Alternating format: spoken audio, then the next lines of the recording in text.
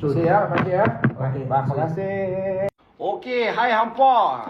Ini hari special sikit dalam interview. Dah tengok macam tu lah. Okey, hari ni abang relax. Bani dia terkejut tau apa dia kata relax. Ya, abang ni hari ni Sabtu, nampak baju biru ni mesti hari Sabtu. Okey. So, abang ni datang pejabat kita. Loan dia pun dah lulus dah. Okey, abang ni pinjam berapa? 8K. 8K. Okey, bersih dah bang? Bersih. Okey, so kita punya servis semua baik, bagus. Mantap. Okey.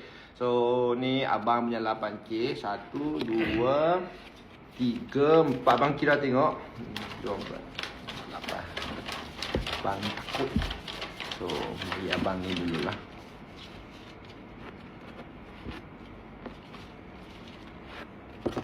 So, explain semua faham ah? Faham? Okey, apa bang kira tu. Okey, hampa kalau macam apa ada apa-apa masalah kewangan, okey, perlukan duit atau tunggakan kereta, bil api, hospital ke, kredit ke, okey, hampa boleh tekan beg biru sini dan tekan apply.